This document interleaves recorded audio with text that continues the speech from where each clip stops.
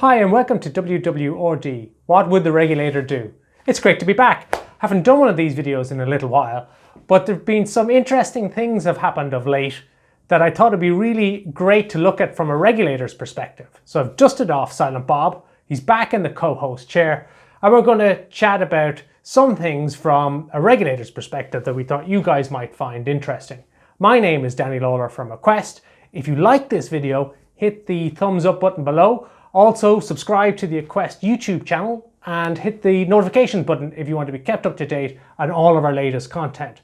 Now, there will be more WWRD videos to come, but for this one, we wanted to look at a company called Wirecard.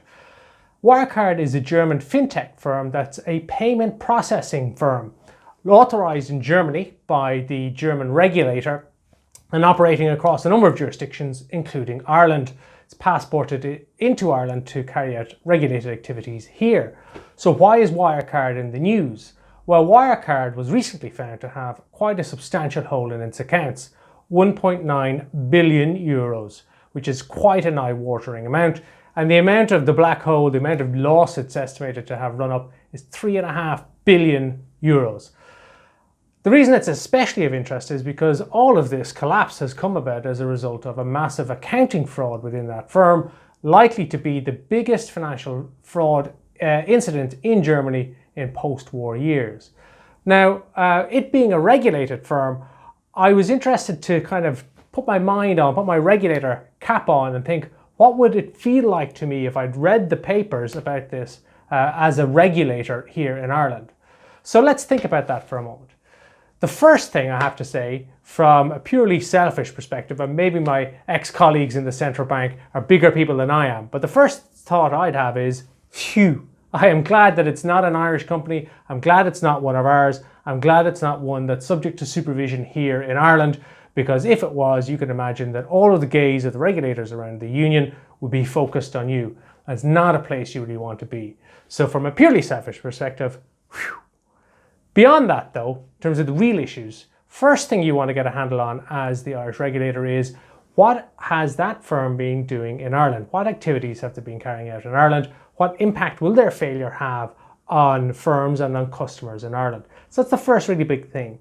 As I said, I know that they're passported into Ireland, but be careful because there's a number of different entities in that group, and it's actually the banking piece that seems to be passported into Ireland. Notwithstanding that, there's sure to be Irish firms affected. So for example, we saw newspaper reports about An Post and its prepaid credit cards that it's stopped issuing now as a result. So first things is, what is the extent of their activities in Ireland and who in Ireland is affected by this failure? So look at this from a firm's perspective. If you are a firm in Ireland that has any dealings with Wirecard, you should already be all over this. You should already know who it is that is affected by the Wirecard failure and what the impact is. And if you haven't heard from the central bank already, expect that call to come pretty quickly because they will want to know what you're doing about all of this. So that's number one.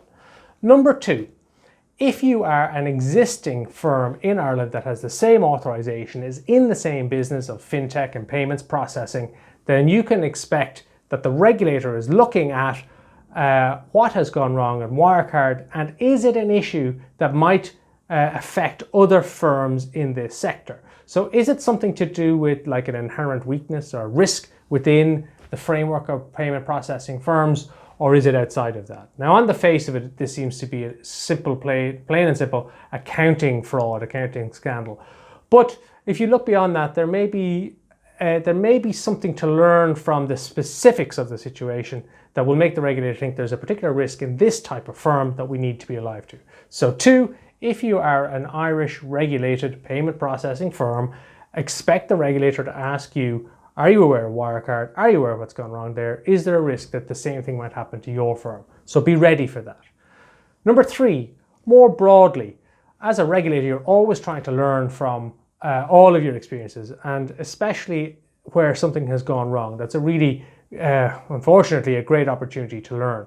So is there something that can be learned from this that tells you about what might go wrong in regulated financial services institutions generally. So is there a more broad risk that you need to be aware of? And it might be around fraud, but it might be something more even more fundamental or more systemic than that.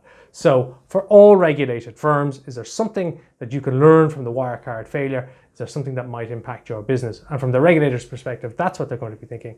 And they'll probably ask that question of you as well. Number 4, if you are an applicant who's about to or planning to submit an application for authorization to the central bank as a payments processing firm, expect that you're going to have a whole raft of additional questions that you may not have had a couple of weeks ago. So the regulator is going to want to make sure that whatever went wrong with Wirecard can't go wrong with you. So expect that your authorization process, and they're pretty tough going already, will be even more demanding of you. Look again at your project plan. You're probably going to need to add on more time into it to allow for the fact that this is going to be an even more involved process. Finally, one of the striking features for me looking at the coverage of this was the piece that said the European Commission has asked ESMA, the European Securities and Markets Authority, to inquire into BaFin, so BaFin is the German regulator responsible for this Wirecard entity, to look into their performance and how things have gone so badly wrong and what can be learned. And I guess, is there a finger to be pointed? Again, from a purely selfish perspective, I'm glad it's not one of ours. I'm glad it's not our regulator that's going to that scrutiny. And it's quite exceptional to see a national regulator submitted to this kind of a review. It might well be a pointer for the future. We've had ESMA for about 10 years now. And as you see this kind of gravitational pull to the centre and various European supervisory authorities looking to better define and grow their roles, we might see this kind of review happen even further into the future and become a more normal feature. But for this one, expect, if I'm a regulator around the union, particularly here in Ireland, I probably would like to be involved in this review if they're getting national competent authorities involved. Certainly want to be pretty close to it so I can see exactly what it is that can be learned from a supervisor and authorization entity perspective. What can I learn? What learnings can I bring to apply to the way that I supervise and authorize institutions here to make sure that this doesn't happen to our firms, because of course we don't want any investors to lose out as a result.